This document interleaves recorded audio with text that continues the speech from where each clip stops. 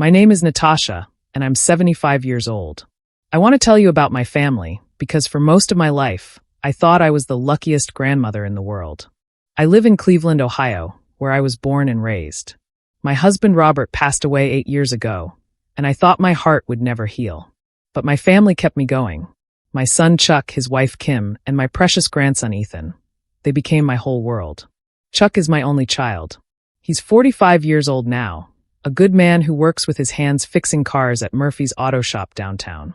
He's not much of a talker, never was, even as a little boy. But he shows his love in quiet ways, fixing my leaky faucet without being asked, bringing me groceries when it snows, making sure my old car keeps running. "Mom, you don't need to worry about anything," he'd always tell me in his gentle voice. "I'll take care of you." Kim is like the daughter I never had. She's 42, with the kindest brown eyes and the softest voice.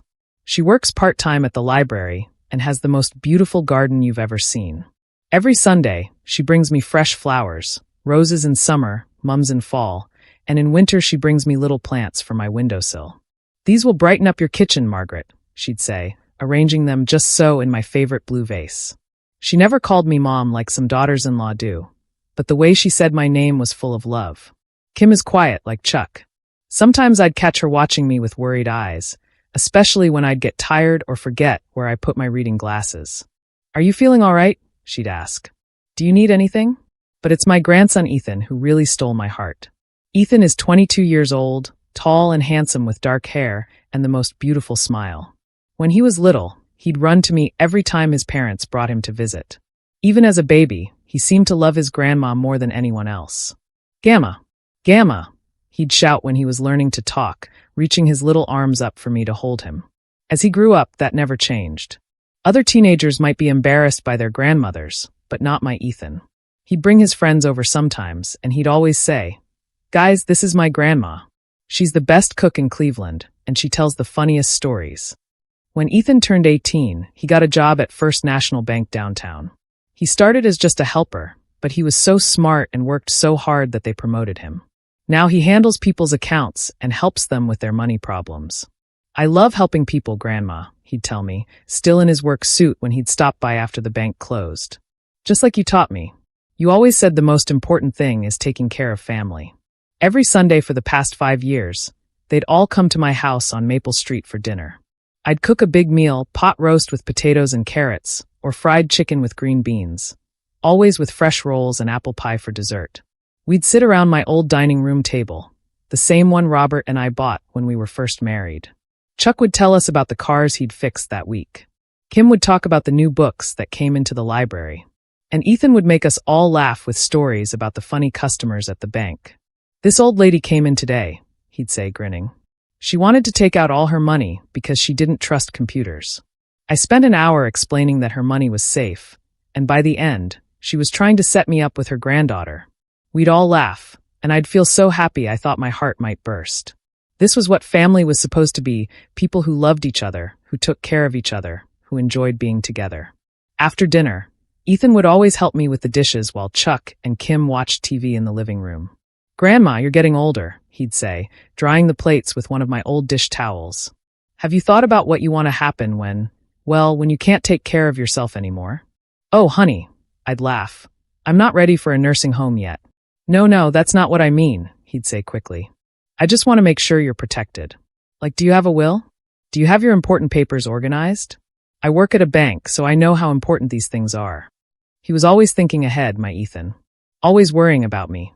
"Maybe I could help you get everything organized," he'd offer.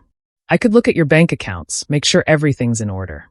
You know you can trust me, right, Grandma?" Of course I trusted him. He was my grandson, my sweet boy who loved me more than anything. Sometimes during these conversations, I'd notice Kim standing in the doorway, listening. She'd have a strange look on her face, like she wanted to say something but couldn't find the words. When I'd catch her eye, she'd just smile and go back to the living room. "Young people worry too much," I'd tell myself. "They don't understand that some things can wait." But Ethan was persistent. During the week, he'd stop by my house after work, always with that bright smile and a hug that lifted me right off my feet. "Hi, Grandma. I brought Chinese food for dinner. Your favorite sweet and sour chicken." We'd eat together at my kitchen table, and he'd ask about my day, my health, my friends. He remembered everything. That Mrs. Patterson next door had been sick, that my doctor appointment was coming up, that I'd been having trouble sleeping. "You know, Grandma, I've been thinking," he'd say, reaching across the table to pat my hand. "This house is getting pretty big for you. And with your arthritis getting worse. I'm managing just fine," I'd say, but honestly, the house was getting harder to keep up with. The stairs to the second floor made my knees ache, and sometimes I felt lonely rattling around in all those rooms by myself. "I found this really nice apartment building downtown," he'd continue. "It's got an elevator, and there are other seniors there for company. Plus, it's closer to the bank where I work, so I could check on you every day." The idea scared me a little.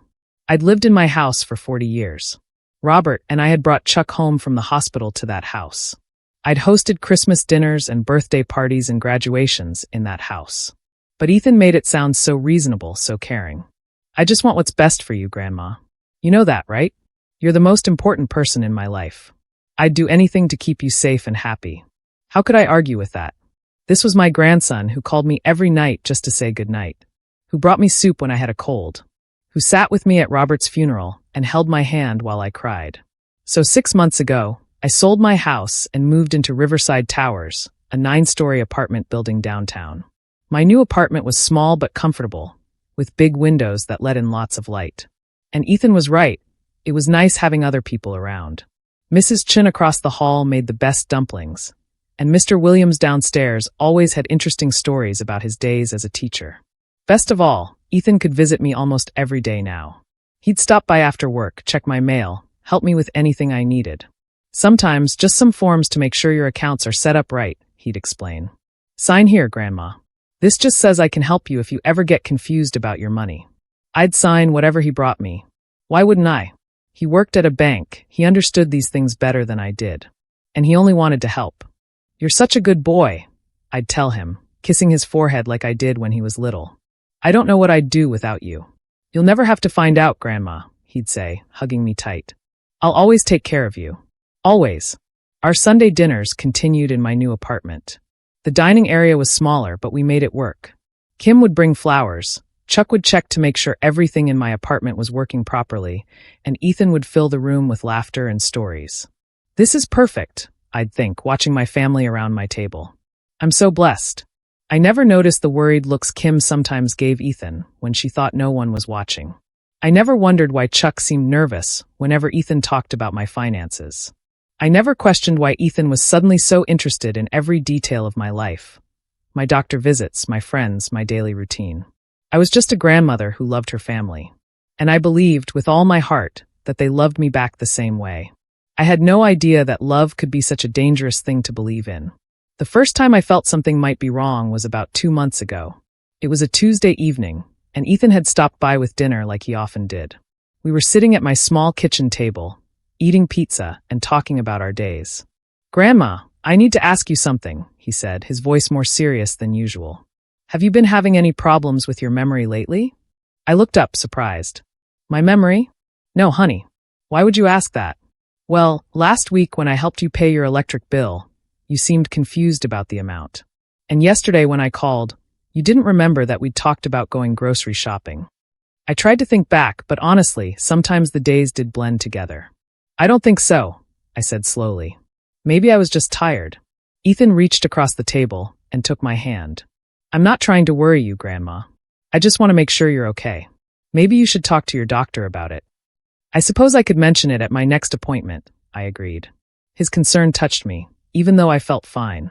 "Actually, I could come with you," he offered. To help explain things to the doctor. Sometimes it's hard to remember everything they ask.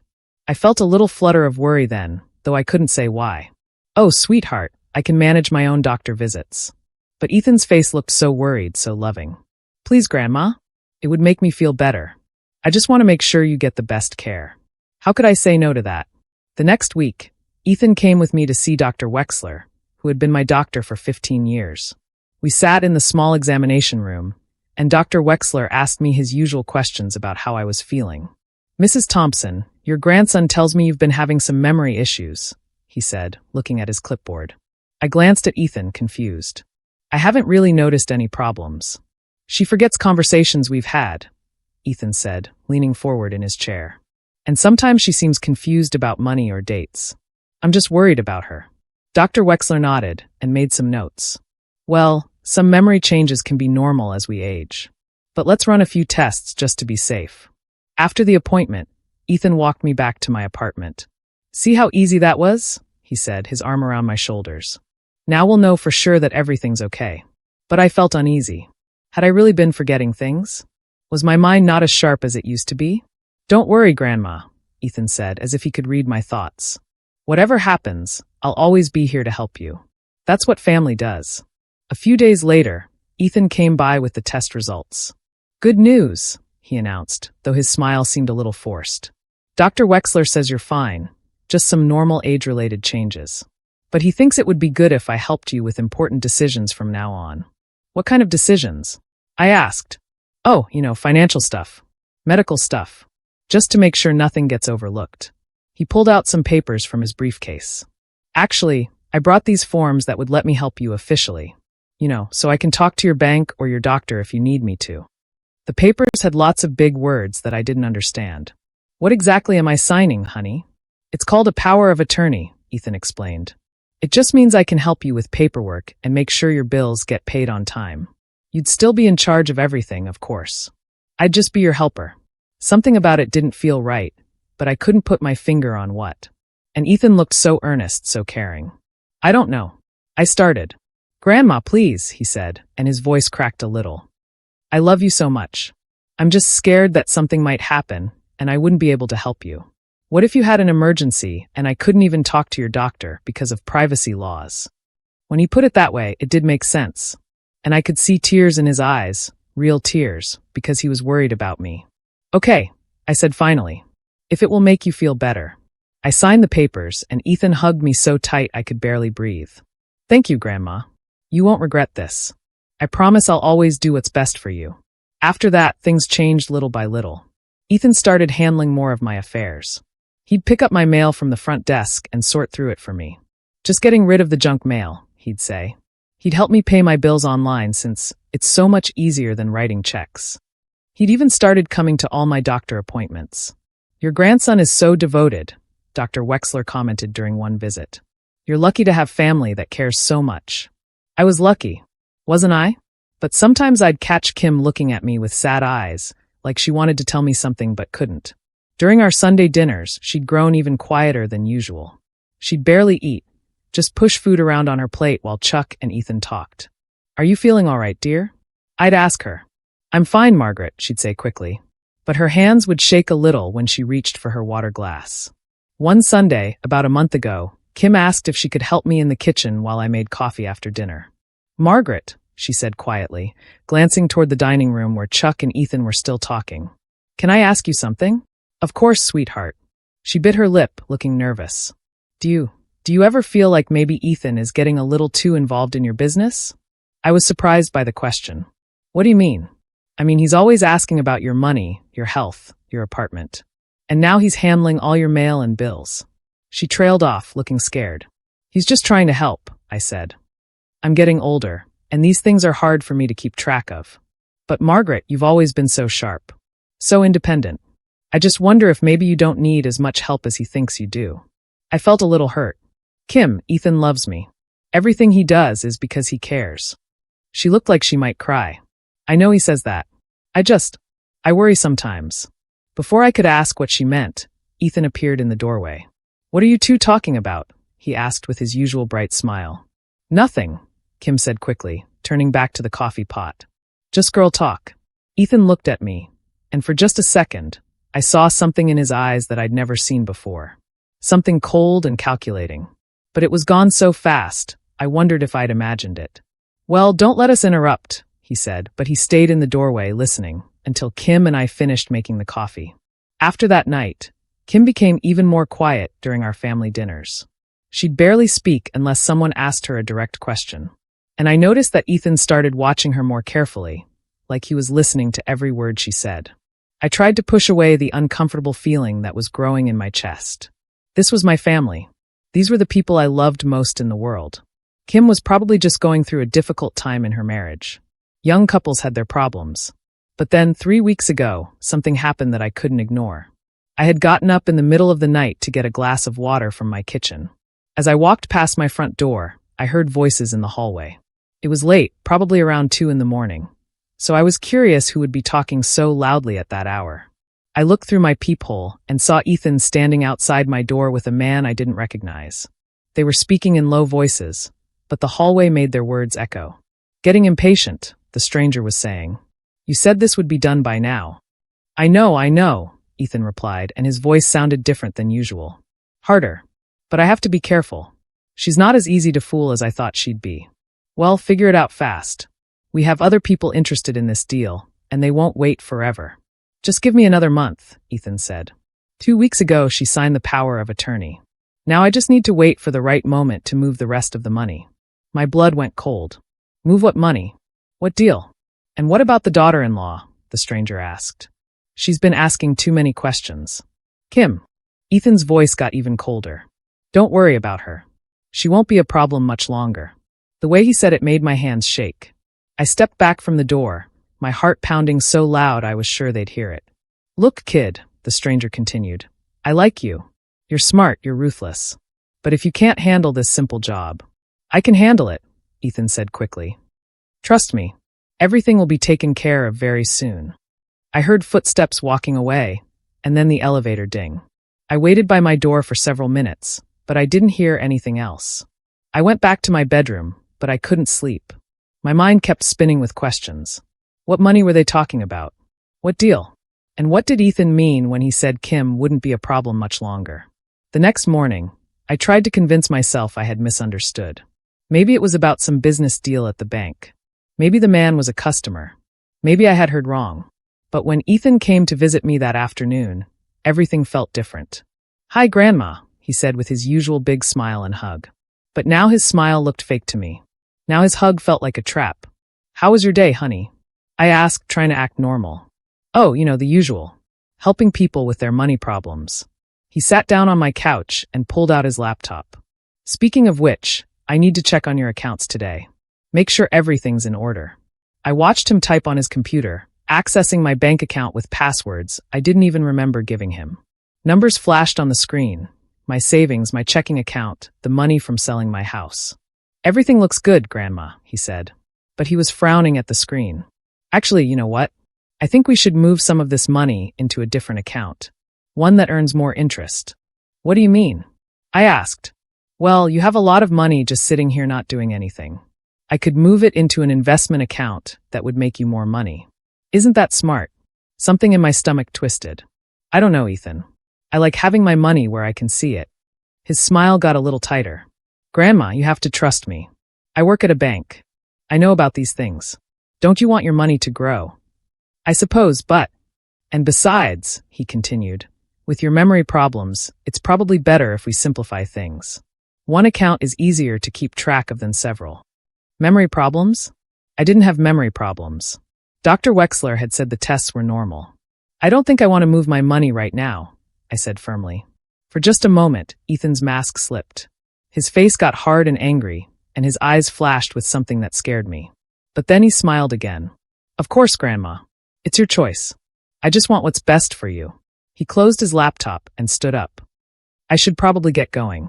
He kissed my forehead, but it felt cold this time. "I love you, Grandma. You know that, right?" "I love you too," I said automatically, but the words felt strange in my mouth. After he left, I sat on my couch for a long time thinking. Then I did something I hadn't done in months. I called the bank myself. "First National Bank, this is Jennifer. How can I help you?" "Hi, this is Margaret Thompson. I'd like to check on my account balance, please." "Of course, Mrs. Thompson. Can you verify your social security number for me?" I gave her the information, and she pulled up my account. "It looks like there was some activity on your account yesterday," she said. "A transfer of $5,000 to account number." "A transfer?" I interrupted. "I didn't authorize any transfer." There was a pause. "Well, it shows here that it was authorized by Ethan Mitchell, who has power of attorney on your account." My hands started shaking again. "How much money is left in my account?" She told me the number, and it was much less than I thought it should be. When I asked about the other transfers, she listed several over the past few weeks. All authorized by Ethan. Is there a problem, Mrs. Thompson? Jennifer asked. I need to think about this. Thank you. I hung up the phone and stared at the wall. Thousands of dollars had been moved from my account without my knowledge. Money I had saved for years. Money from selling the house Robert and I had built together. That night, I barely slept. I kept thinking about the conversation I'd overheard, about the money that had been moved, about the cold look in Ethan's eyes. The next day was Sunday, family dinner day. I thought about canceling, making up an excuse about being sick. But I needed to see Kim. I needed to know if my suspicions were right. When they arrived, everything seemed normal on the surface. Chuck carried in a bag of groceries for me to cook. Kim brought yellow roses from her garden. Ethan hugged me and asked how I was feeling. But I watched them all differently now. I noticed how Kim's hands shook when she arranged the flowers. I saw how Chuck avoided looking at me directly when we talked. And I saw how Ethan's eyes followed my every movement, like he was studying me. During dinner, I decided to test something. I was thinking, I said carefully. Maybe it would be nice to take a little trip. Visit my cousin in Florida. I haven't seen her in years. Kim looked up with interest. That sounds wonderful, Margaret. But Ethan frowned. I don't know, Grandma. Do you think that's a good idea?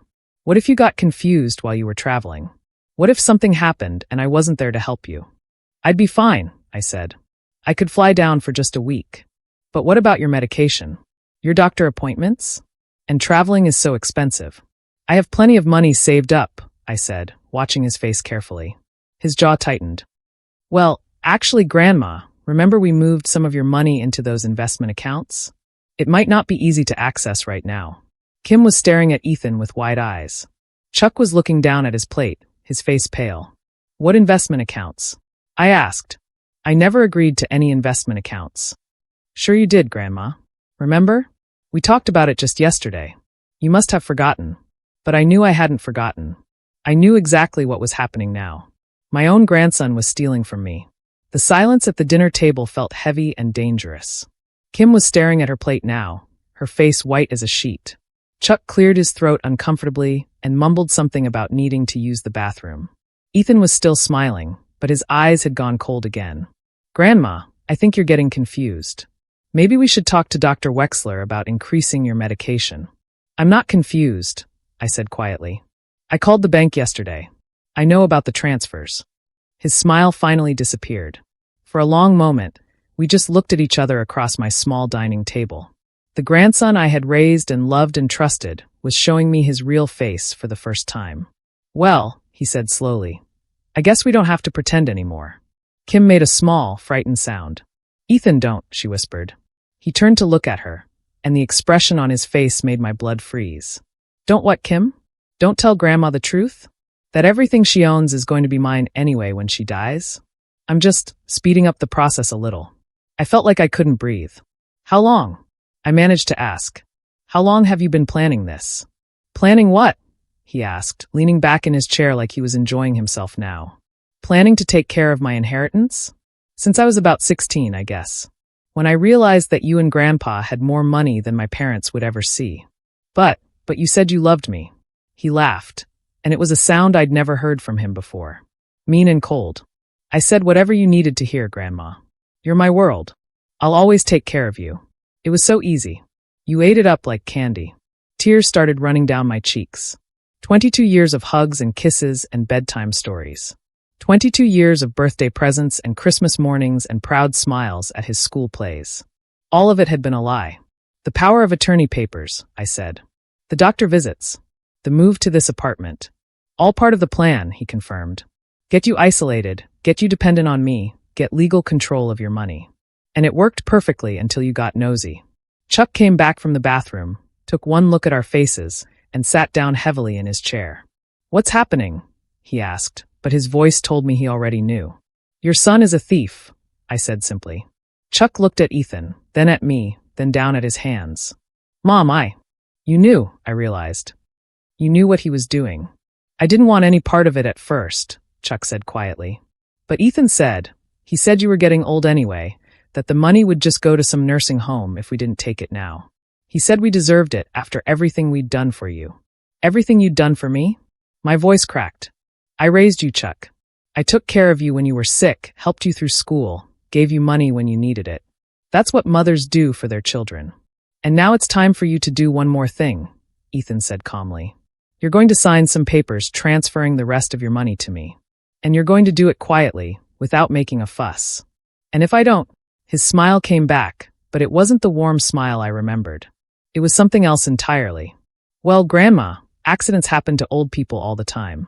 They fall downstairs. They take too much medication. They forget to turn off the gas stove. Kim gasped. Ethan, you can't be serious. Oh, I'm very serious, he said, not taking his eyes off me. I've come too far to let anything stop me now. I looked at this young man who I had loved more than my own life, and I didn't recognize him at all. Where was the little boy who used to crawl into my lap for stories? Where was the teenager who brought me flowers on Mother's Day? Had that person ever really existed, or had it all been an act from the very beginning? I won't sign anything, I said. Yes, you will, Ethan replied confidently. Because if you don't, something very unfortunate is going to happen to you. And to Kim, since she knows too much now. Kim started crying then, soft, scared sobs. Leave her out of this, I said. She's done nothing wrong. She's been asking too many questions, Ethan said. Getting in the way. I can't have that. I looked at Chuck, hoping to see some sign of the son I had raised, some spark of conscience or love. But he was staring at the table, and I could see that he had made his choice a long time ago. How much money have you already taken? I asked. About 60,000 so far, Ethan said casually, like he was talking about the weather. But there's still about 140,000 left, plus the apartment, plus your Social Security and pension. It all adds up. $200,000. The money Robert and I had saved penny by penny over 40 years of marriage. The money from selling our house, our car, our furniture. Everything we had worked for, everything we had planned to leave behind for our family. I trusted you, I whispered. That was your first mistake, Ethan said. We sat in silence for a while. The roses Kim had brought were still sitting in their vase in the middle of the table, bright and cheerful and completely out of place in this nightmare. Finally, Ethan stood up. Well, this has been fun, but I think it's time we move things along. Dad, why don't you help me get those papers from my car? Chuck nodded and stood up too, still not looking at me. And Grandma, Ethan said, his voice sweet and fake again, while we're gone, I want you to think very carefully about your options. Because one way or another, this is going to end today. They left me alone with Kim, who was still crying quietly into her hands. I'm so sorry, Margaret, she whispered. I should have warned you sooner. I should have done something. How long have you known? I asked. About 6 months, she said. I started noticing things. The way Ethan talked about you when you weren't around, phone calls he'd make late at night. And Chuck. Chuck started acting different. Guilty. Scared. Why didn't you tell me? She looked up at me with red, swollen eyes. I tried to hint at it, remember? But you loved Ethan so much. And I was afraid. I was afraid of what they might do to me if they found out I knew. What are we going to do now? I asked. But before she could answer, we heard footsteps in the hallway. They were coming back. Ethan walked in first, carrying a folder full of papers. Chuck followed behind him, his face pale but determined now, like he had made up his mind about something. All right, Grandma, Ethan said, setting the papers down on my dining table. Time to finish this. I looked at the documents. They had official-looking letterheads and lots of small print. What are these? Transfer papers, Ethan explained, pulling out a pen. These will move the rest of your money into accounts that I control. For your own protection, of course. I'm not signing anything. Ethan sighed like I was being difficult about something small. Dad, maybe you should talk to her. She might listen to you. Chuck came over and sat down next to me. For a moment, I hoped maybe he was going to protect me, stand up for me like a son should. Mom, he said softly, just sign the papers. Make this easy on everyone. Easy on everyone? I stared at him. Chuck, this is your son stealing from your mother. How can you be okay with this? Because I need the money too, he said, and his voice got harder. Do you know how much it costs to live these days? Do you know how behind we are on everything? The house payment, the car payment, credit cards. We're drowning, Mom. Why didn't you just ask me for help? You know I would have given you anything you needed. A few thousand here, and there wasn't going to fix our problems, Chuck said. But this solves everything. For all of us. For all of you, I repeated. What about me? You'll be taken care of, Ethan said. We're not monsters, Grandma. You'll have enough money for a nice nursing home. I don't want to go to a nursing home. I want to stay in my apartment, I want to keep my independence. Well, that's not really an option anymore, Ethan said. Especially now that you know about our arrangement. We can't have you going to the police or causing problems. The room felt like it was spinning. So you're going to force me into a nursing home and steal all my money. We're going to take care of you, Chuck said, but he wouldn't look at me when he said it. Like you took care of me today? Like you've been taking care of me for months while you planned this. Kim was watching all of this with wide, terrified eyes. She kept looking toward the door like she was thinking about running, but Ethan was standing between us and the exit. I think we've talked about this enough, Ethan said. He picked up the pen and held it out to me. Sign the papers, Grandma. No. His face got that cold, dangerous look again. I wasn't asking. And I wasn't asking either when I said no. For a moment, nobody moved. Then Ethan nodded at Chuck, and something passed between them. Some kind of signal. You know what? Ethan said suddenly, his voice getting cheerful again. Maybe we're going about this all wrong. Maybe what we need is some fresh air to clear our heads. Dad, didn't you say the weather was nice today? Chuck nodded. Beautiful day. Perfect for spending time on the rooftop. My heart started beating faster. The rooftop? Sure, Ethan said. Remember how much you enjoyed the view the last time we went up there? Come on, let's all go get some sunshine. We can talk about this outside. I don't want to go to the rooftop, I said. Oh, but I insist, Ethan said, and his voice had an edge to it now. Family time, remember? Just like old times. He moved toward me, and I backed away. Kim doesn't need to come, I said quickly. This is between family. Actually, I think Kim should definitely come, Ethan said, looking at her with that cold smile. She's been so interested in our family business lately. I think she'd enjoy the fresh air too. Kim started shaking her head. I should probably go home. I have things to do. No, Chuck said, moving to block her way to the door. Ethan's right. Let's all go together. I realized then that this wasn't a suggestion. This was a threat. They weren't planning to let us leave. What are you going to do to us? I asked. We're going to go to the rooftop, Ethan said simply. And we're going to have a nice family conversation about how accidents can happen to elderly people who don't listen to good advice. My hand started shaking. You're talking about murder. I'm talking about unfortunate accidents, Ethan corrected. Old people fall sometimes, especially when they're confused and upset. The police will understand. They'll know it wasn't an accident. Will they? Ethan asked. A 75-year-old woman with memory problems and a history of depression over her husband's death? And her daughter-in-law who was trying to help her but tragically couldn't save her? I think it will be pretty clear what happened. Kim made a small whimpering sound. Please, she whispered. Please don't do this. I'm sorry, Kim, Chuck said, but he didn't sound sorry. He sounded tired. But you know too much now. And you never should have tried to interfere.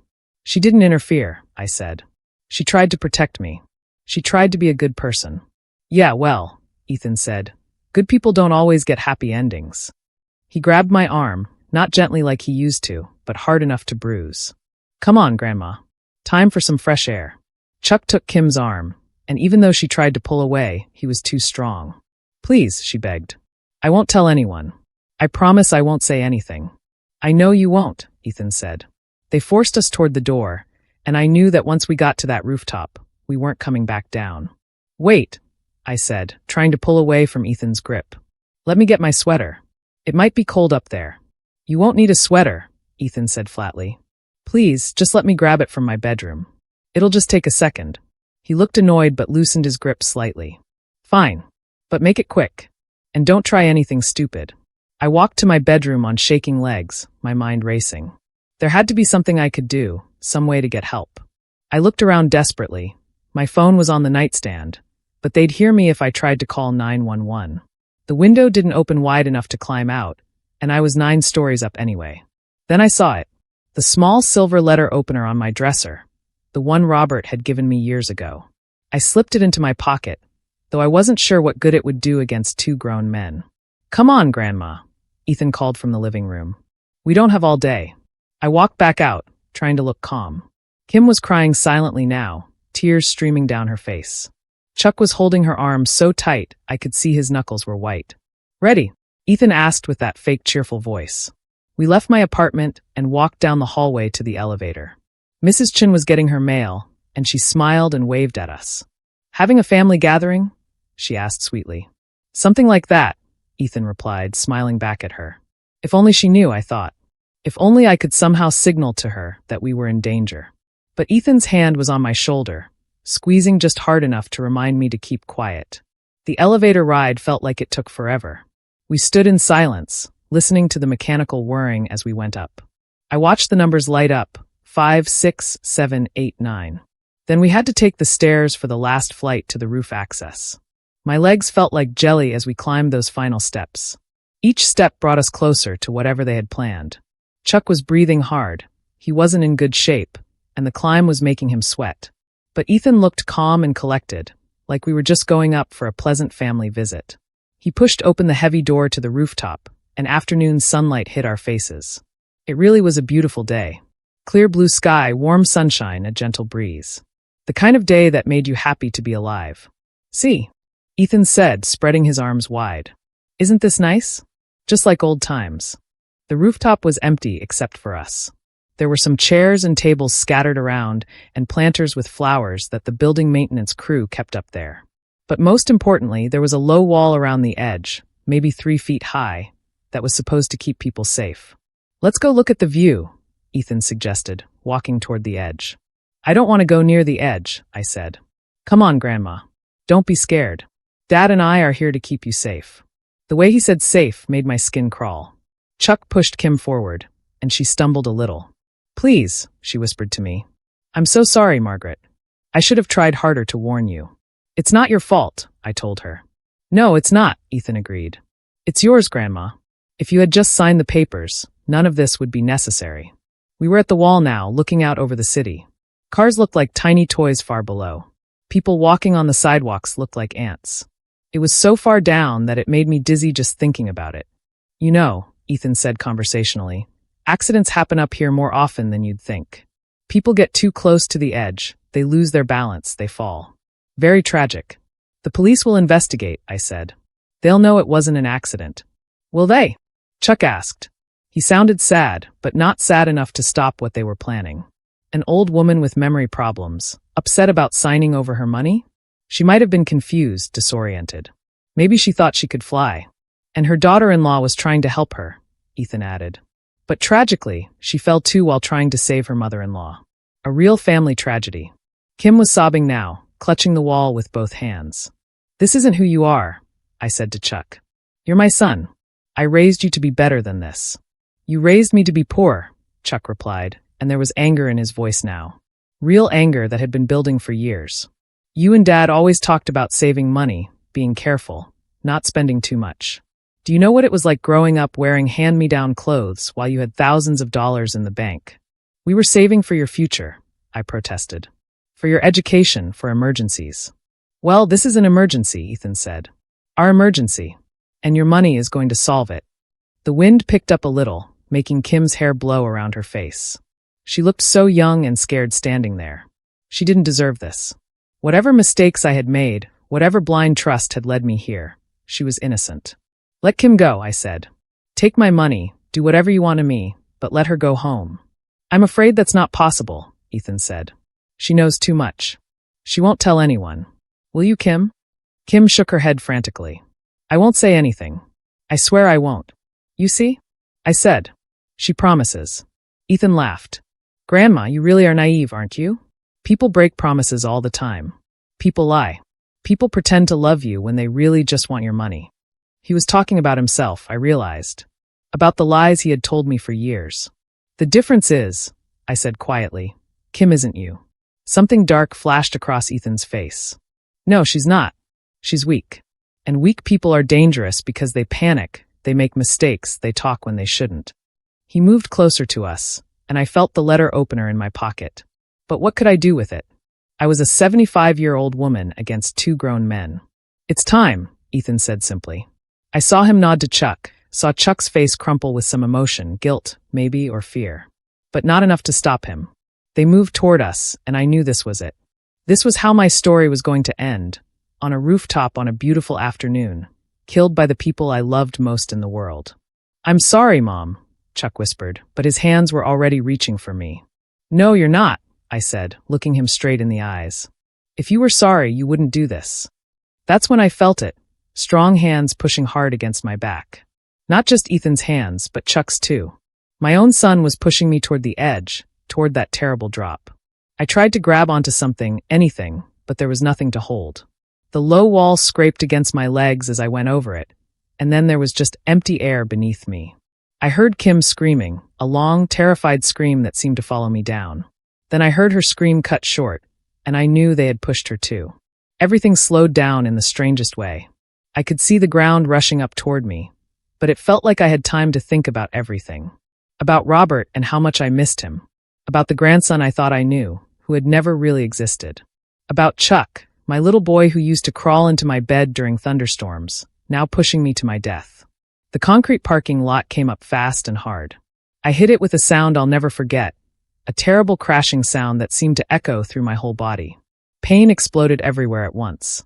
My back, my arms, my legs, my head. Everything hurt more than I thought was possible. I could taste blood in my mouth, warm and metallic. I could feel it running down my face from somewhere on my head. I tried to move, tried to call for help, but nothing worked right. My body felt broken in ways I couldn't even understand. Then I heard a voice right next to me, so quiet I almost missed it. Stay still, pretend to be dead. It was Kim. She was lying beside me on the concrete, and she looked terrible. Blood was streaming from a cut on her forehead, and her arm was bent in a way that wasn't natural. But her eyes were wide and alert, and she was looking up toward the rooftop. Don't move, Margaret, she whispered, barely breathing the words. They're still up there watching. If they think we're alive, they'll come down and finish what they started. I wanted to cry out from the pain, but something in her voice made me listen. I forced myself to lie completely still, even though every breath felt like knives in my chest. From way up above, I could hear voices drifting down. Are they moving? That was Ethan's voice. I don't think so. Chuck sounded sick, like he might throw up. Jesus, Ethan, there's so much blood. Good. That makes it look more realistic. I couldn't believe what I was hearing. My grandson was looking down at my broken body and talking about how realistic it looked. Should we go down and check? Chuck asked. No, Ethan said firmly. Someone might see us. We wait a few minutes, then we go back to the apartment and call 911. We'll say we were worried when they didn't come back, so we went looking for them. What if they're not dead? Look at them, Dad. Nobody survives a fall like that. But we had survived. Somehow, impossibly, we were both still alive. Broken and bleeding, but alive. I lay there on the cold concrete, pretending to be dead, listening to my son and grandson plan how they would pretend to be shocked and grief-stricken when they discovered our bodies. You need to practice looking upset, Ethan was saying. The police will be watching your reaction. I don't need to practice, Chuck said, and his voice cracked. I feel sick enough already. Don't you dare fall apart on me now, Ethan snapped. We've come too far. In a few hours, this will all be over, and we'll have everything we wanted. I never wanted this, Chuck said. Yes, you did. You wanted the money just as much as I did. Don't pretend to have a conscience now. They were quiet for a moment. Then Ethan spoke again. All right, let's go. We need to establish our alibi. Remember, we came up here looking for them because we were worried. We found them like this. We're devastated. We have no idea how this could have happened. I heard footsteps moving away from the edge, and then the sound of the rooftop door closing. Kim and I lay there in silence for several minutes, making sure they were really gone. Are you alive? She finally whispered. I think so, I whispered back. Are you? I think so too, but I'm hurt pretty bad. Me too. We were both quiet again, taking inventory of our injuries.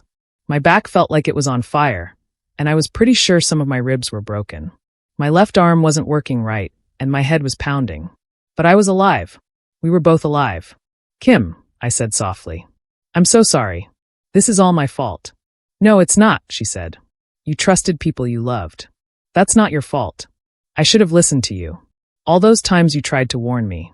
I should have been braver, she said. I should have told you everything I knew instead of just hinting at it. You were scared. I understand that now. We lay there bleeding on the concrete, two women who had both been betrayed by the same men. But somehow in that moment, I didn't feel completely alone. What do we do now? I asked. We survive, Kim said. And then we make sure they pay for what they did. In the distance, I could hear sirens. Someone must have seen us fall, must have called for help. Remember, Kim whispered urgently, we don't know how this happened. We were on the roof, And then we woke up here. We don't remember falling. Why? Because if they think we don't remember, they might get careless. They might say something that proves what they did. Even hurt and broken, Kim was thinking more clearly than I was. She was right. If Ethan and Chuck thought we had no memory of being pushed, they might not be so careful about hiding their guilt. The sirens were getting closer now. Can you move your fingers? Kim whispered. I tried. My right hand worked, but my left arm felt dead. Some of them. Good. I think my leg might be broken, but I can feel my toes. The sirens were right below us now, and I could hear car doors slamming, people shouting orders. Heavy footsteps running toward us. Don't forget. Kim breathed so quietly I could barely hear her. We don't remember. Then there were people all around us, paramedics in blue uniforms, asking us questions, checking our bodies for injuries. Someone put an oxygen mask over my face. Someone else was cutting away my sleeve to check my arm. Ma'am, can you hear me? A young man with kind eyes was looking down at me. My name is Jake, I'm a paramedic. You've had a fall. Can you tell me your name? Margaret, I whispered through the mask. Margaret Thompson. Good, Margaret. Do you remember what happened? I looked at him with what I hoped were confused, frightened eyes. I don't know. I remember being on the roof, and then nothing. I woke up here. That's okay, Jake said gently. Head injuries can cause memory problems. Don't worry about it right now. We're going to take good care of you. They worked on us for what felt like hours, but was probably only minutes. I heard them talking to each other in medical words I didn't understand. Possible spinal injury. Multiple fractures. Significant blood loss. They put me on a board that kept my neck and back straight, then lifted me onto a stretcher. As they wheeled me toward the ambulance, I could see Ethan and Chuck standing by the building entrance with a police officer. Ethan had his hand over his mouth like he was shocked. Chuck was leaning against the wall like his legs might give out. They both looked like grieving family members who had just discovered a terrible accident. If I hadn't known the truth, I would have felt sorry for them. That's my grandmother. Ethan called out, running toward my stretcher. Is she going to be okay? We're taking her to Cleveland General, Jake told him. Are you family? I'm her grandson. That's my father over there, and the other woman is my stepmother. My stepmother. Even now, he couldn't bring himself to show Kim any respect. You can follow us to the hospital, Jake said as they loaded me into the ambulance. I watched through the back window as Ethan and Chuck got into Chuck's truck. They were following right behind us, probably planning their story, making sure they had all the details straight. The ride to the hospital was a blur of pain and medical equipment. They kept asking me questions. Did I hurt anywhere? Did I remember falling? Did I take any medications? I answered as truthfully as I could without giving away what really happened. At the hospital, they rushed me into something called a trauma bay. There were doctors and nurses everywhere, shining lights in my eyes, taking x-rays, asking more questions. Mrs. Thompson, I'm Dr. Williams, said a woman with gray hair pulled back in a ponytail. You've had quite a fall. We need to run some tests to see how badly you're hurt. They wheeled me away for what seemed like dozens of different scans and x-rays. Through it all, I kept thinking about Kim, hoping she was okay, hoping she was remembering to stick to our story. Finally, they brought me to a regular hospital room. My left arm was in a cast, my ribs were wrapped tight, and there were bandages on my head and face. Everything hurt, but at least I was alive. Dr. Williams came in with a clipboard full of papers. You're very lucky, Mrs. Thompson, she said. You have a broken arm, 3 broken ribs, and a concussion. But your spine is intact, and there's no internal bleeding. A fall from that height. Well, it could have been much worse. How is Kim? I asked. The woman who fell with me? She's in surgery right now.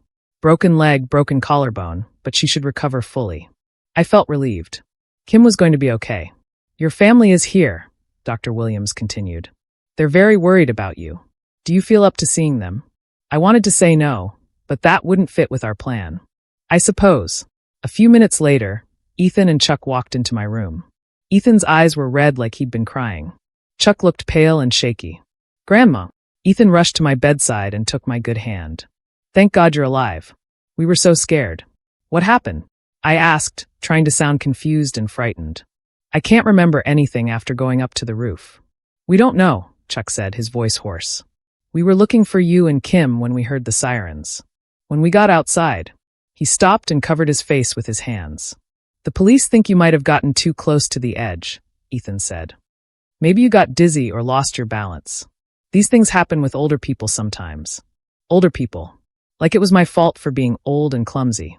I feel so terrible, Ethan continued. If only we had stayed with you. If only we hadn't let you go up there alone. But we hadn't gone up there alone. They had forced us up there. The important thing is that you're alive, Chuck said. That's all that matters. All that matters. Not the fact that I was lying in a hospital bed with broken bones. Not the fact that they had tried to murder me. Just that their plan had failed. I've been thinking, Ethan said carefully. Maybe this is a sign that you need more help taking care of yourself. Maybe it's time to look into a nice assisted living facility. Even now, even with me lying broken in a hospital bed, he was still working his plan. Still trying to get control of my money and my life. I don't want to go to assisted living, I said weakly.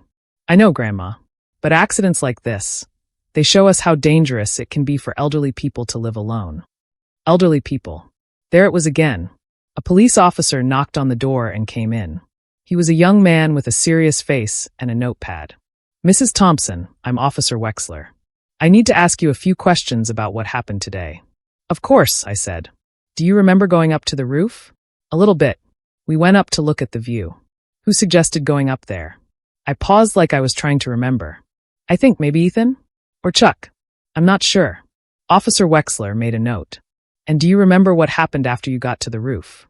Not really. I remember looking out over the city, and then nothing. I woke up on the ground. He asked a few more questions, but I stuck to the story. I didn't remember falling. I didn't know how it happened. It must have been some kind of accident. After he left, Ethan squeezed my hand again. Don't worry about anything, Grandma. I'll take care of all the paperwork, all the insurance stuff. You just focus on getting better. Of course he would take care of the paperwork. That would give him access to even more of my personal information. The doctor says you might be here for a few days, Chuck added. We'll come visit you every day. I was sure they would. They'd want to make sure I wasn't remembering anything inconvenient. That night, after they left, I lay in my hospital bed staring at the ceiling. Every part of my body hurt, but my heart hurt worse. I kept thinking about all those Sunday dinners, all those hugs, all those times Ethan had told me he loved me. Had any of it been real? Or had it all been an act from the very beginning? A nurse came in to check on me around midnight.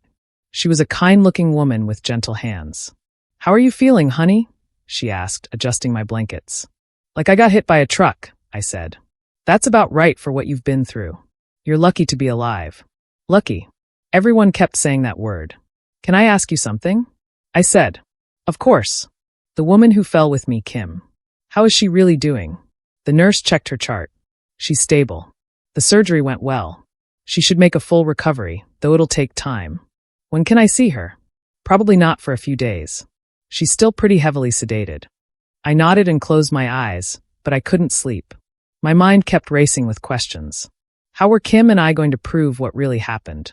It would be our word against theirs, and we were just two women who had suffered head injuries in a fall. Who would believe us?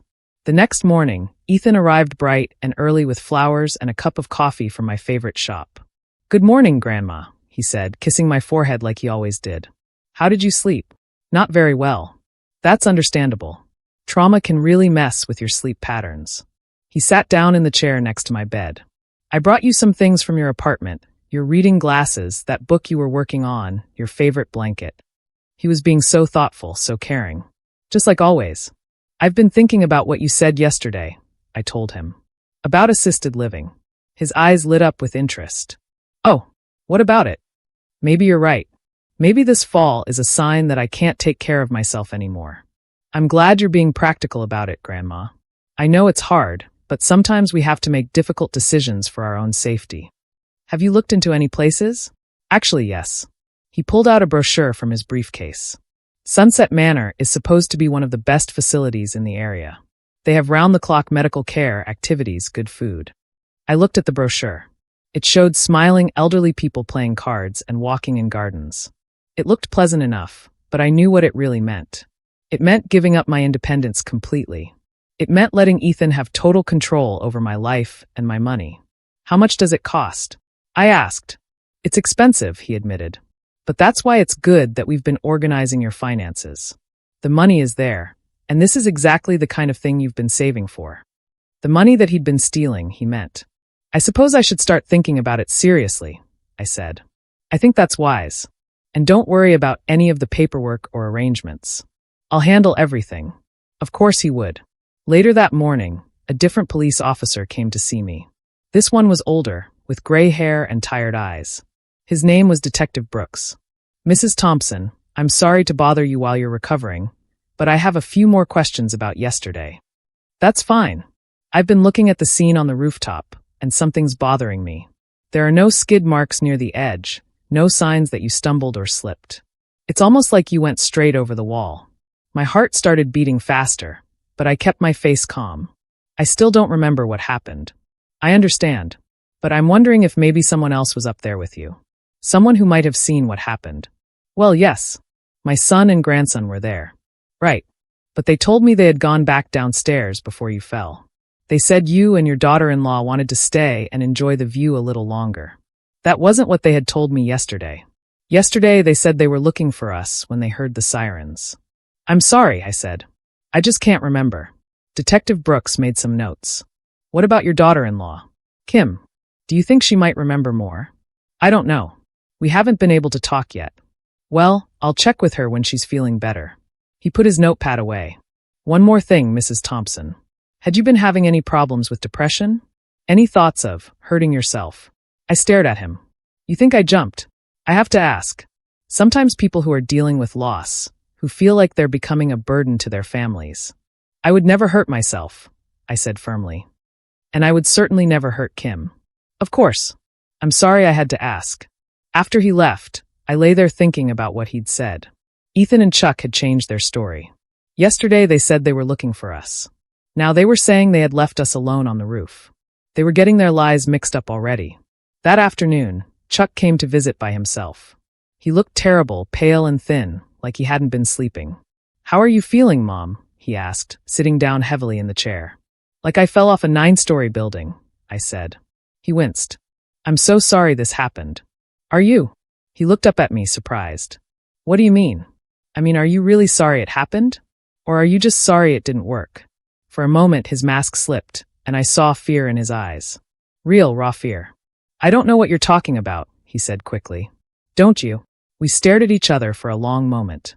I could see him trying to figure out how much I remembered, how much I knew. Mom, he said finally, his voice shaking. I need you to know that I never wanted. I never meant for things to go this far. How far did you mean for them to go? I don't know. I was scared and desperate, and Ethan said, he said we could find a way to help everyone. You'd be taken care of, and we'd be able to pay our bills. By stealing my money. He looked down at his hands. I know how it sounds. It sounds like my son decided his mother's life was worth less than his debt. That's not true. Isn't it? Then why am I lying in this hospital bed? He started crying then. Real tears, not the fake ones Ethan had produced yesterday. I'm sorry, Mom. I'm so sorry. I never wanted anyone to get hurt. But sorry wasn't enough. Sorry couldn't fix my broken ribs or erase the terror of falling through empty air. Sorry couldn't take back the moment when my own son put his hands on my back and pushed. I watched him cry, and I felt nothing. No sympathy, no forgiveness, no love. The man sitting in that chair wasn't my son anymore. He was a stranger who had tried to kill me. Chuck left after a few more minutes of tears and apologies that meant nothing. I closed my eyes and pretended to sleep when the nurses came to check on me. I needed to think. Detective Brooks had given me something important. Ethan and Chuck were already making mistakes with their story. That meant they were nervous, scared. People make more mistakes when they're scared. The next morning, I asked a nurse if I could see Kim.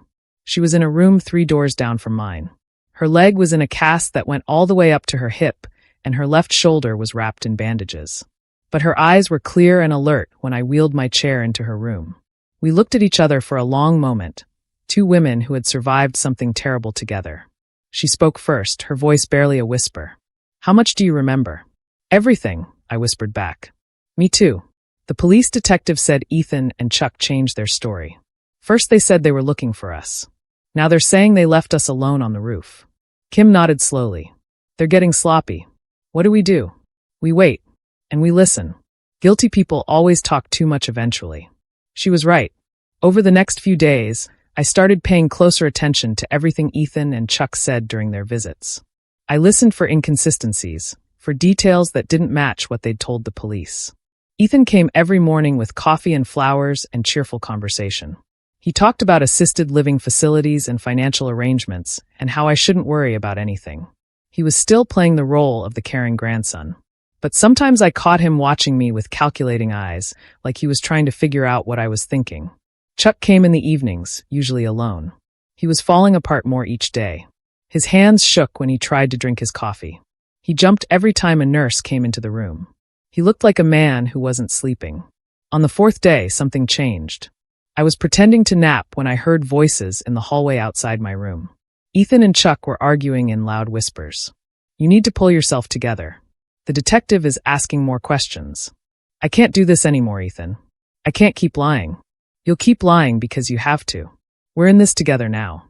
Maybe we should just tell the truth. Say it was an accident, that we were trying to help them and they fell." Nobody's going to believe that story now. We've already told them we weren't up there when it happened. Then what do? We stick to the plan. Mom doesn't remember anything. The doctor said memory loss is common with head injuries. As long as she doesn't remember, we're safe. What if she does remember? There was a long pause. She won't. And even if she does, who's going to believe a confused old woman with a head injury over her own family? What about Kim? What about her? She's got the same head injury, the same memory problems. Besides, she's always been unstable. Depression runs in her family. I had never heard anything about depression in Kim's family. Ethan was already planning to discredit her if she tried to tell the truth.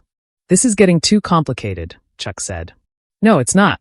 We just need to stay calm and stick to our story. In a few weeks, this will all blow over. Mom will be in assisted living, and we'll have access to everything." They walked away then, leaving me with my heart pounding and my mind racing. They thought they were safe because they thought we couldn't remember. But we remembered everything. And now I had heard them practically confess to planning the whole thing. The problem was, it was still just my word against theirs. I needed something more concrete, something that would prove what they had done. That afternoon, I asked to use the phone in my room. I called Detective Brooks directly. "I was wondering if you could tell me something about the investigation." "What would you like to know, Mrs. Thompson?" "Have you been able to check my bank records? I think there might have been some unusual activity before the accident." There was a pause. "What kind of unusual activity?" "Money being moved without my permission. I signed some papers a few weeks ago, but I'm not sure what they were for." "I see. That's interesting. We'll look into it. There's something else. I think I'm starting to remember a little more about what happened on the roof." Another pause, longer this time. "What do you remember?" "Not everything. Just fragments. But I remember feeling scared before I fell. Like something was wrong." "Mrs. Thompson, do you think someone might have pushed you?" I took a deep breath. "I don't know. Maybe. I just remember feeling hands on my back, and then falling. Hands on your back. It might have been my imagination. Head injuries can make you confused about things. But you don't think it was your imagination?" "No, I don't think it was." Detective Brooks was quiet for a long time. Finally he spoke. "Mrs. Thompson, I want you to be very careful about what you say and who you say it to. If what you're suggesting is true, then you might still be in danger." "What do you mean?" "I mean that if someone tried to kill you once, they might try again if they think you're starting to remember." The phone felt heavy in my hand. I hadn't thought about that. I had been so focused on proving what happened that I hadn't considered what Ethan and Chuck might do if they realized I was a threat to them. What should I do? Keep pretending you don't remember anything. Don't tell anyone else what you've told me. And if you remember anything else, call me immediately. After I hung up, I sat in my hospital bed thinking about what Detective Brooks had said. I was still in danger. Even here in the hospital, surrounded by doctors and nurses, I wasn't really safe. Because the people who wanted to hurt me were the ones everyone expected to protect me. Detective Brooks must have moved fast after our phone call. The next morning, 2 police officers came to the hospital with a warrant to search my apartment. I watched from my window as they carried boxes of papers and files out of the building. Ethan showed up an hour later, his face pale and angry. "Grandma, what did you tell the police?" I tried to look confused and worried. "What do you mean?" "They said they needed to look at some papers." "What papers? What could they possibly need?" "I don't know, honey. Something about my bank accounts. They said there might have been some mistakes." I could see him trying to figure out how much trouble he was in. His hands were shaking as he sat down next to my bed. Grandma, you know I've only been trying to help you, right? Everything I did was to protect you. I know, sweetheart. If anyone asks you questions about the money, you need to remember that you asked me to handle everything. You signed papers giving me permission. I remember signing papers. Good. That's good. Because some people might try to make it seem like I was doing something wrong, but you know better. I nodded and patted his hand like I always used to. Of course, dear. But even as I comforted him, I could see the fear growing in his eyes. That afternoon, Detective Brooks came to see me again. This time he brought a folder full of documents. Mrs. Thompson, we found some interesting things in your apartment. Bank statements showing multiple unauthorized transfers. Forged signatures on several legal documents. And a life insurance policy that was recently changed to make your grandson the sole beneficiary. Life insurance. I had forgotten about that policy Robert had taken out years ago. It wasn't a huge amount, but added to everything else I owned, it would have made Ethan a wealthy young man. There's more, Detective Brooks continued. We did some digging into your grandson's background. He's had some financial troubles lately. Gambling debts. He owes some dangerous people a lot of money. So that was it. That was why he had been so desperate to get my money. It wasn't just greed, it was fear. We also looked into some other deaths in your family. Your husband's passing 2 years ago, for instance. My blood went cold. Robert died of a heart attack. Yes, but the timing was interesting. He died just 3 days after changing his will to leave everything to you instead of splitting it between you and your son. What are you saying? I'm saying we're going to exhume your husband's body and run some tests. Just to be thorough. The room felt like it was spinning.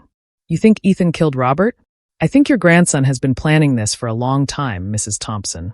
I think your husband's death wasn't natural, and I think your fall from that roof wasn't an accident. I couldn't breathe. The idea that Ethan might have murdered Robert, might have been planning to kill me for years, was more than I could handle. What happens now? Now we build a case. We're going to arrest your son and grandson today. But I need you to keep pretending you don't remember what happened on the roof. At least until we go to trial. How long will that take? A few months, maybe longer. Can you do it? I nodded, though the thought of pretending for months made me feel exhausted. There's one more thing, Detective Brooks said. We're going to need Kim to testify too. She's the only other witness to what really happened up there. Will she be safe? We'll make sure of it. Both of you will be under police protection until this is over. That evening, I watched from my hospital room window as police cars surrounded the building. They arrested Ethan in the parking lot as he was getting out of his car. Even from 9 stories up, I could see him shouting and struggling against the handcuffs. Chuck was arrested at his house an hour later. The next few weeks passed in a blur of lawyers and investigators and reporters. The story made the local news. Grandson accused of pushing elderly woman from rooftop. Suddenly everyone knew my name and my business. The worst part was that some people didn't believe it. They thought I was a confused old woman making up stories about my loving family. They said things like, that nice young man would never hurt his grandmother, and she probably just fell and is embarrassed about it. But Detective Brooks had done his job well. When Robert's body was exhumed, they found traces of poison in his system. When they searched Ethan's apartment, they found research about different types of poison and their effects on elderly people. When they looked at his computer, they found internet searches about how to make accidents look believable. The evidence was overwhelming. The trial began 6 months after the fall. I was living in a different apartment by then, in a building with security cameras and locked doors. Kim lived down the hall from me. We had become closer than ever, 2 survivors helping each other heal. On the first day of the trial, I had to sit in a courtroom and look at Ethan and Chuck sitting at the defense table. Chuck looked terrible, thin and gray, like he had aged 10 years and 6 months. But Ethan looked almost the same as always. Handsome and confident, like he still believed he could charm his way out of this. The prosecutor was a serious woman named Ms. Rodriguez. She laid out the case methodically. The financial theft, the forged documents, the life insurance policy, Robert's murder, and finally the attempted murder on the rooftop. When it was my turn to testify, I walked slowly to the witness stand. My ribs still ached sometimes, and my left arm would never be quite the same. Ms. Rodriguez asked me to tell the jury about my relationship with Ethan over the years. I talked about the Sunday dinners, the hugs, the expressions of love. I talked about how much I had trusted him. Then she asked me to tell them what happened on the roof that day. I looked directly at Ethan as I spoke. I told them about the papers I refused to sign, about his threats, about the way he and Chuck had forced us up to the roof. I told them about feeling their hands on my back, pushing me over the edge. "Mrs. Thompson," Ms. Rodriguez said, "the defense will argue that you're confused, that your memory was damaged by the fall. How do you respond to that?" "I remember every detail of that day," I said clearly. "I remember every word that was said, every threat that was made. I remember the feeling of my son and grandson's hands pushing me toward my death. That's not something you forget, no matter how badly you're hurt." When it was the defense lawyer's turn, he tried to make me seem like a confused old woman. He asked about my age, my medications, the head injury I had suffered. He suggested that I had fallen accidentally and was making up the story about being pushed because I was embarrassed. But I had been preparing for this for months. I answered every question calmly and clearly. I never wavered from the truth. The defense lawyer was a small, sweaty man who kept adjusting his tie. He thought he could confuse me with big legal words and complicated questions.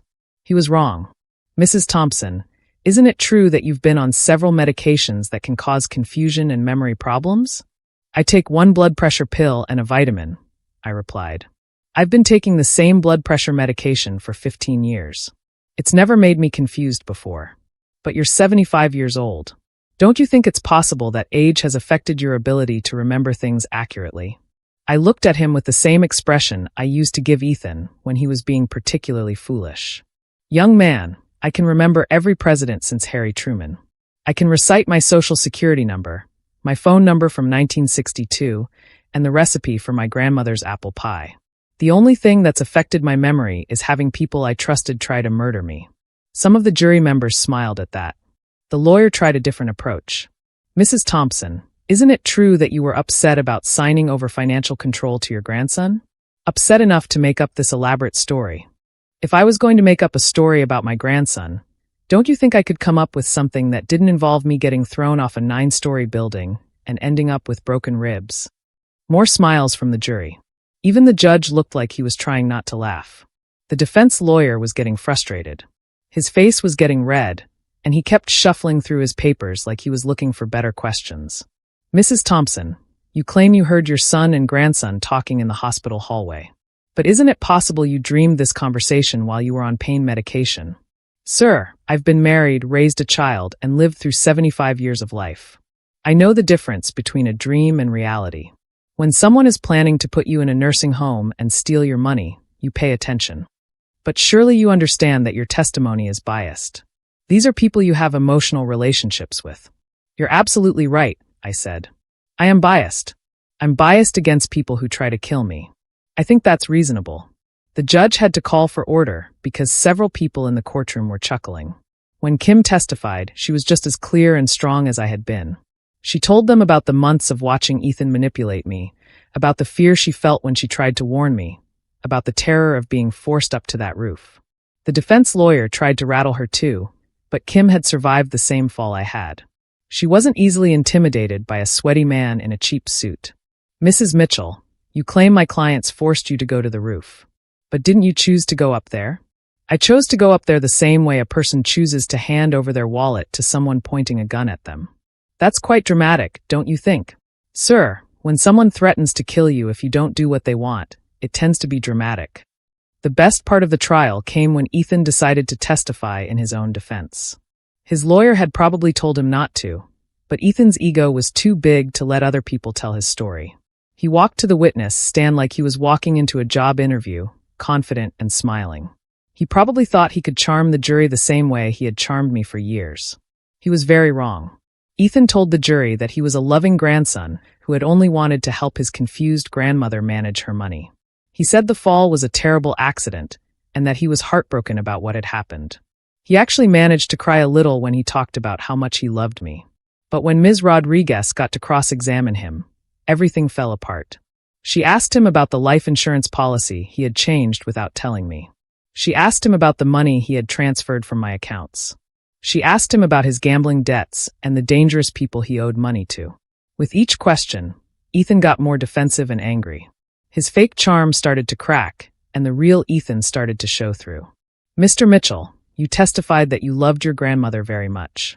Is that why you researched different types of poison on your computer? I never researched poison. Ms. Rodriguez held up a stack of papers. These are printouts from your computer showing searches for untraceable poisons, how to make heart attacks look natural, and elderly death statistics. Can you explain these searches? Ethan's face went white. Those must have been for a book I was writing. A book? What was this book about? It was a crime novel. I see. And where is this crime novel now? I never finished it. How convenient. Mr. Mitchell, did you murder your grandfather Robert Thompson? Ethan's lawyer jumped up to object, but the damage was done. Ethan was staring at Ms. Rodriguez with pure hatred in his eyes, and everyone in the courtroom could see it. I didn't murder anyone, he said through gritted teeth. But you tried to murder your grandmother and Kim Mitchell, didn't you? No. You pushed them off that roof. No. You pushed them off that roof because your grandmother wouldn't sign over the rest of her money to you. She was going to die soon anyway. Ethan shouted, finally losing control completely. All that money was just going to sit there while I owed people who would kill me if I didn't pay them back. The courtroom went completely silent. Ethan's lawyer put his head in his hands. The jury stared at Ethan with shock and disgust. Ethan realized what he had said, but it was too late. I mean, that's not what I meant. But everyone had heard him. Everyone had seen his mask slip away completely, revealing the cold, selfish person underneath. Ms. Rodriguez didn't even need to ask any more questions. She just said no further questions and sat down. When Chuck testified, he was a broken man. He cried through most of his testimony, admitting that he had been desperate for money and had let Ethan convince him that stealing from me was justified. I never wanted anyone to get hurt, he sobbed. I just wanted the money problems to go away. But wanting and doing are two different things. And what he had done was put his hands on his mother's back and push her off a building. The trial lasted 2 weeks. When it was over, I sat in the courtroom and listened as the jury delivered their verdict. Guilty on all counts. Ethan was sentenced to life in prison without the possibility of parole for the murder of Robert and the attempted murder of Kim and me. Chuck was sentenced to 25 years as an accomplice. As they led them away in handcuffs, Ethan turned to look at me one last time. There was no fake love in his eyes anymore, no pretend affection. There was just anger and hatred. You should have just signed the papers, Grandma, he said. You should have made this easy. I looked back at him steadily. The only easy thing would have been for you to be the man I thought you were. That was the last time I ever saw him. 2 years have passed since that day in the courtroom. I'm 77 now, and I live in a small house with a garden where Kim and I grow roses and tomatoes. She moved in with me after the trial, not because either of us needs taking care of, but because we understand each other in a way that few people can. We survived something terrible together, and that bond is stronger than blood. I got my money back, most of it anyway. The lawyers took their share, and some of what Ethan had stolen was never recovered. But I have enough to live comfortably, and more importantly, I have control of my own life again. Some people ask me if I'm angry, if I hate Ethan and Chuck for what they did to me. The truth is, I don't have room in my heart for hate anymore. Hate is heavy, and I'm too old to carry that weight around. What I feel is sadness for the little boy Ethan used to be, or maybe the little boy I thought he was. Sadness for my son Chuck, who threw away his integrity and his freedom for money that wouldn't have solved his real problems anyway. But mostly, I feel grateful. Grateful that Kim and I survived that fall. Grateful that the truth came out. Grateful that I lived long enough to see justice done. I've learned some hard lessons in these 77 years, but the hardest one came from falling off that rooftop. I learned that trust is a precious thing that should never be given lightly, even to family. Especially to family.